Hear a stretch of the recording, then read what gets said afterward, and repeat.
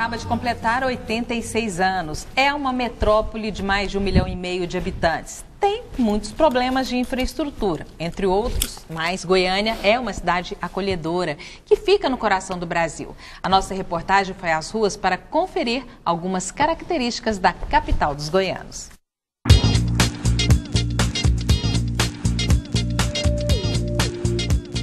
Marco Antônio lembra com orgulho de ter chegado a Goiânia há mais de 40 anos e aqui ter desenvolvido sua carreira e criado sua família. Goiânia é uma cidade acolhedora. Eu me formei aqui, trabalhei aqui a vida toda aqui em Goiânia, trabalhei em Brasília também. Mas em todos os locais eu me senti muito à vontade para exercer minhas atividades. Sabe? Goiânia oferece essa oportunidade para as pessoas. Para este goiano de coração, a cidade está em um ponto estratégico do Brasil. Muita gente de fora vem para cá para investir, para morar, que gosta daqui. Aqui é um centro regional de desenvolvimento. Muitas pessoas vêm morar aqui porque aqui está geograficamente... É importante para pessoas que têm investimento no Tocantins, Mato Grosso, até mesmo Brasília. Goiânia é acolhedora para pessoas que querem fazer isso aqui. Já o Rodrigo chegou há menos de 5 anos do Maranhão e também não pretende ir embora. É um lugar que eu me adaptei e pretendo morar aqui. Diferenciais são esse aqui, né? Os parques que tem aqui, bastante lugar para a gente sair, se divertir. Pequi, pamonha, tempo seco, se não tem mar, vamos para o bar, aquele cafezinho, uma boa prosa, os parques. São tantas histórias para Goiânia, essa jovem capital de apenas 86 anos, que não cabem em palavras, só no coração. As pessoas são muito hospitaleiras. E a comida? A comida de Goiânia é boa? Ótima, principalmente o pequi com gueroba. Saí daqui uns tempos, mas depois voltei, já tem 60 anos que voltei. E para mim é um dos melhores locais, certo? Principalmente nessa região que nós moramos aqui. Emprego, serviço, né? As oportunidades de trabalho? É, isso, a oportunidade de trabalho. Que é melhor, né? A gente volta com algumas participações aqui. Primeiramente, vamos falar aqui com o Aldo Lima, está falando a questão do prédio do Grande Hotel. Ele disse que está todo pichado, que é uma vergonha para os goianienses, já que é um prédio histórico. E aí, já aproveitando para fazer a pergunta, deixa eu subir aqui para pegar o nome dela. Vamos lá. Primeiro vamos falar então da questão do prédio, então, né, que o Aldo está falando aqui. Se existe projeto para reformar essa questão dos prédios também do centro de Goiânia. Quem pode responder para a gente? Eu posso. Vamos lá, secretário. Tá aqui. Na verdade é o seguinte, é uma vergonha mesmo, né? Eu acho que isso é um problema de educação, porque a prefeitura, cabe a ela o dever de conservar, de manter. Né? O prédio, várias vezes a prefeitura já pintou, mas aí algumas pessoas da população vão lá e picham. São alvo de vandalismo. Alvo de vandalismo. Eu acho que isso é triste, né? Pichar um patrimônio público, um patrimônio histórico.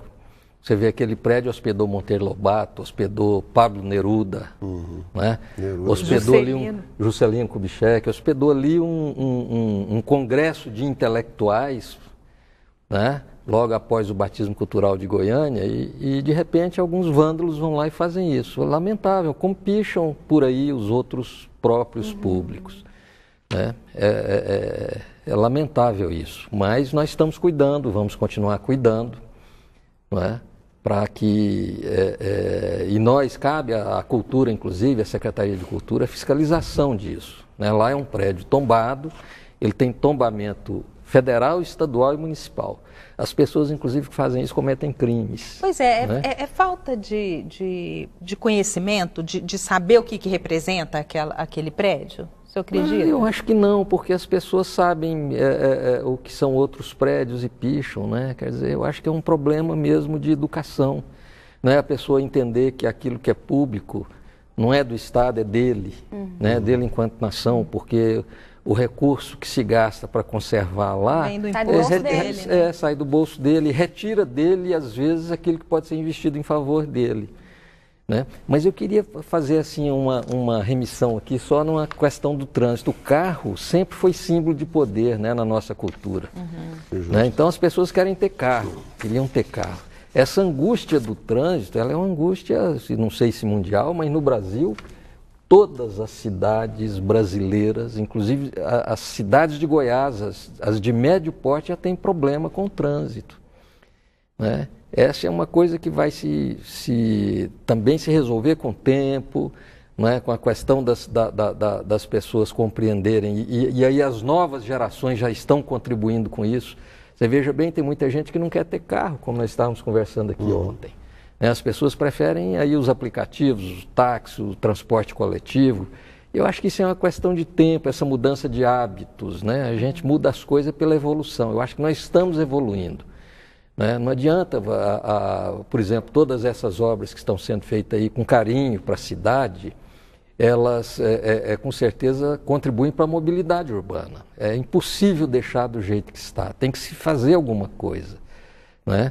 Agora, isso vai gerar outros problemas? Vai gerar, com certeza, porque isso está na natureza das pessoas. O poder público não controla se a pessoa compra ou não compra um carro.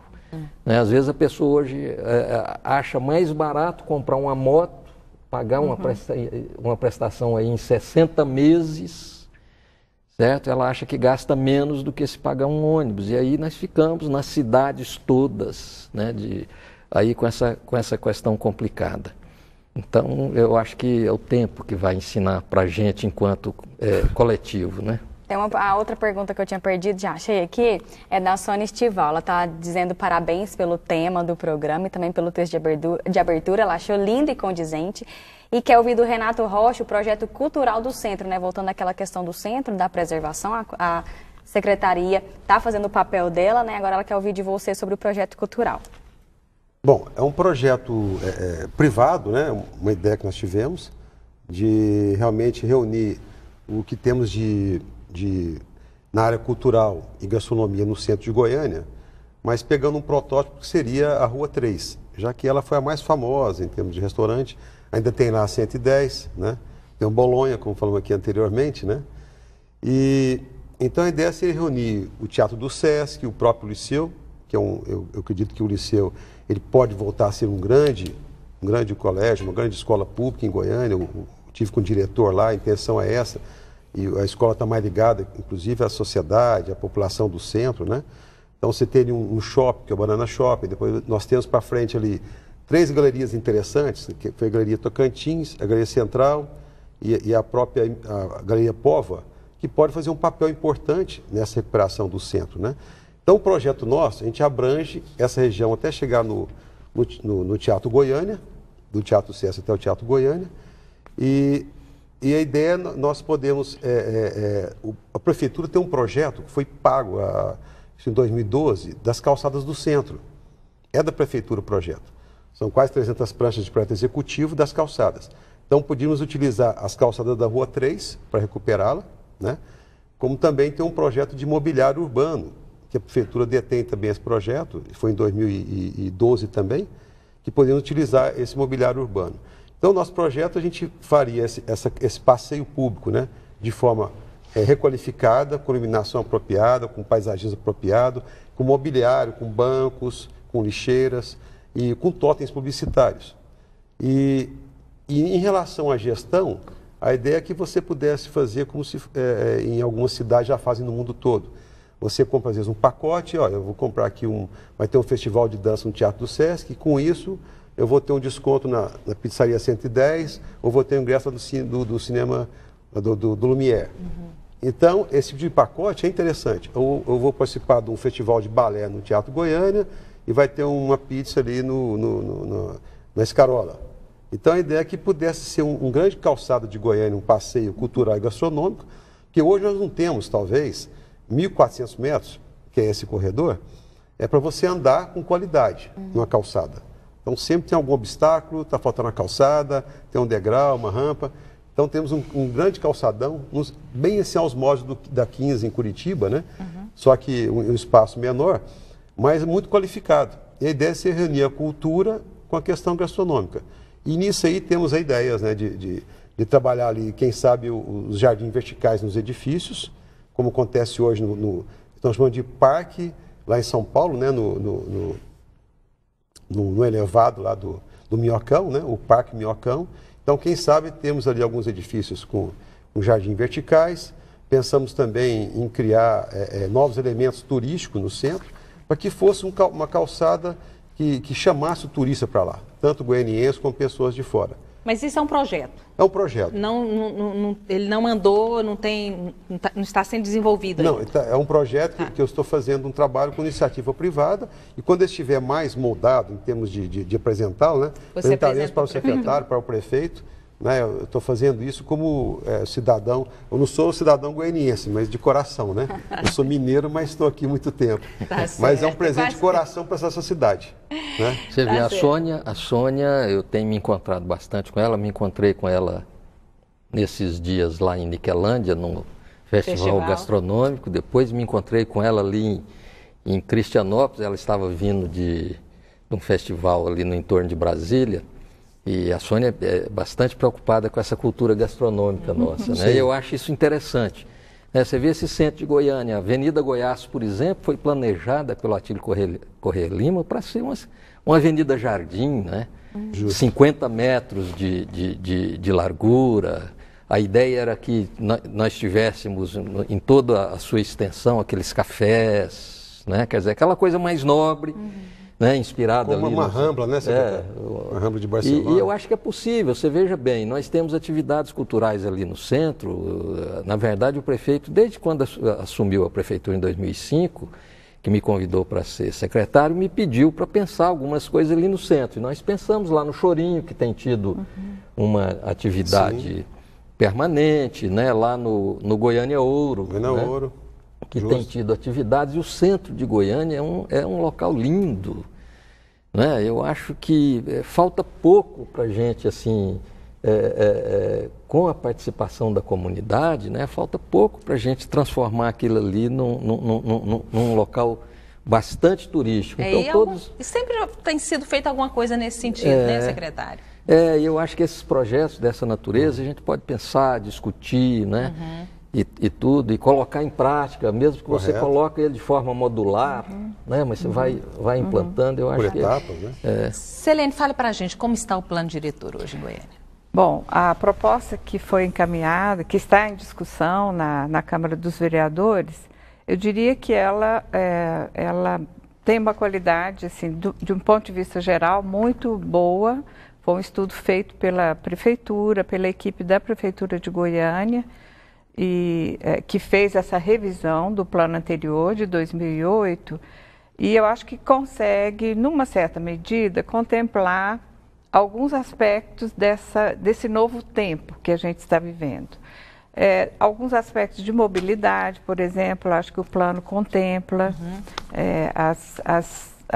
os elementos que foram elencados, as necessidades, a necessidade de um plano efetivo de mobilidade que Goiânia precisa construir, quer dizer, que é uma exigência do plano diretor, que se tudo for aprovado conforme eu imagino que o Executivo espera, né, em pouco tempo a gente pode de fato ter um plano de mobilidade para Goiânia, que de fato o plano diretor que está em discussão, ele de fato se preocupa com o transporte público. E invertendo um pouco essa lógica de privilegiar o carro. Né? Quando a gente fala em transporte público, não significa só o transporte coletivo, patrocinado pelo... Né? É o transporte que envolve, inclusive... Hoje, é impossível se falar em transporte público, se falar em Uber ou táxi, tudo isso compõe esse conjunto. Transporte solidário. Transporte solidário, né? Calçada faz parte, né? Que ele mencionou a questão, as calçadas precisam ser acessíveis. As ciclovias. As ciclovias. Então, esse pensamento, né? E como Goiânia, na verdade, assim, tem o plano, a rede de transporte coletivo de Goiânia foi uma das primeiras, a primeira foi Curitiba, a ser implementada nesse modelo de uma rede integrada, né? Isso é um ganho que a gente tem, é uma grande qualidade que a gente tem em Goiânia e na região metropolitana. Você vê, a rede de transporte coletivo de Goiânia envolve Goiânia e mais 17 municípios. Então, é algo assim que precisa ser valorizado, requalificado.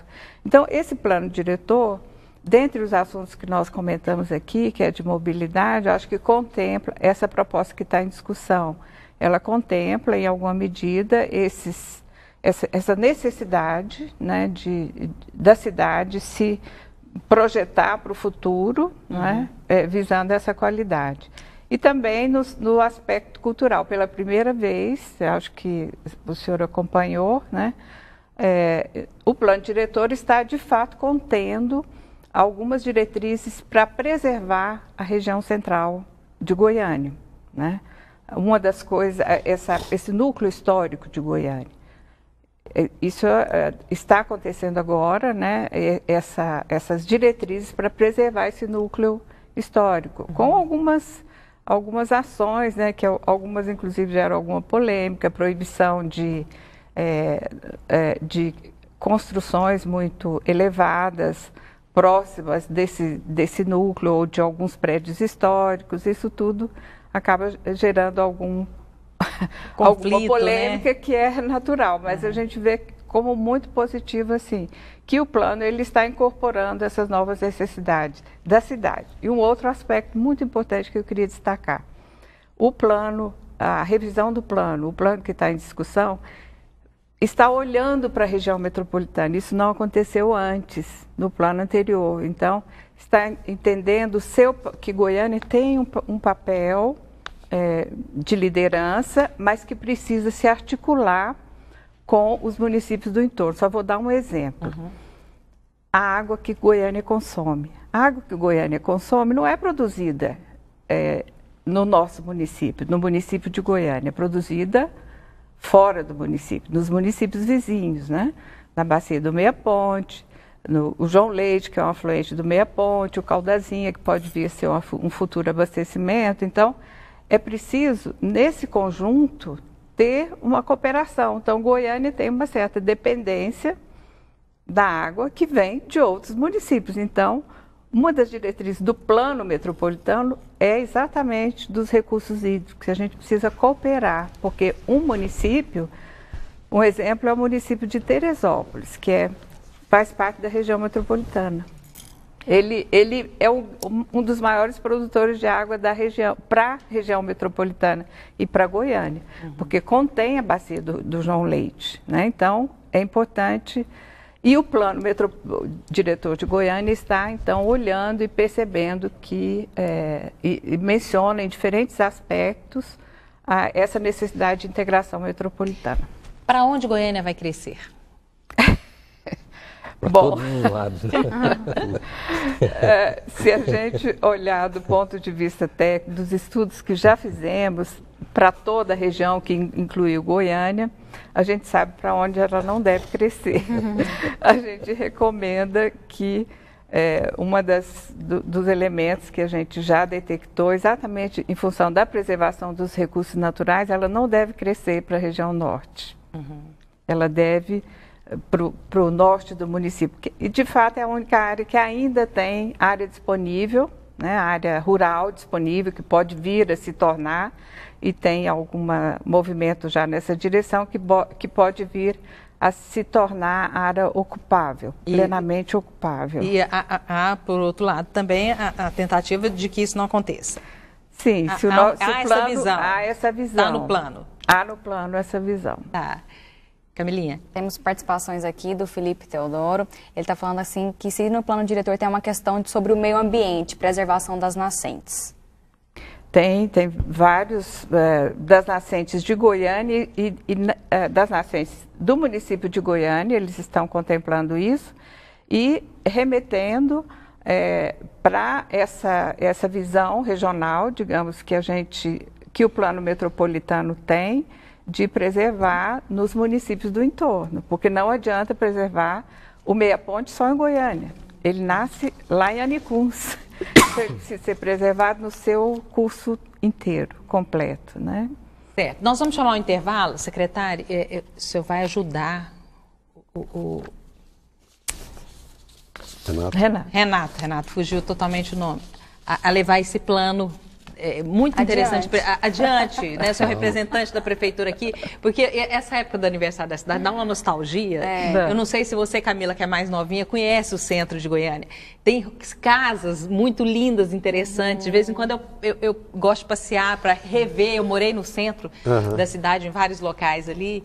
E eu me lembrei agora que a Lisa França fez um documentário sobre as pessoas que moram em alguns pontos de casas que mantêm a mesma estrutura, preservadas desde o começo. Você tem histórias lindas. Na hora que você vê aquela entradinha ali que você entra, você tem um quintal maravilhoso, cheio de plantas, de árvores. A cidade vai crescendo ao redor dessas casinhas. Então, realmente, isso precisa ser mostrado. Essas pessoas precisam ver que nós temos essas coisas tão lindas ainda, né? A gente ainda é uma cidade pequena dentro de uma cidade grande, né? Eu falo que nós somos uma metrópole com características de interior ainda, né? Suzete, o dia que eu levei minhas 4 estagiárias para a gente levantar o centro, a rua 3 toda, né? Levantou edifício por edifício, né? As 4 não conheciam o centro. Conhecia de passagem. E as caras assim, maravilhadas, sabe? Não conhecia direito. As galerias...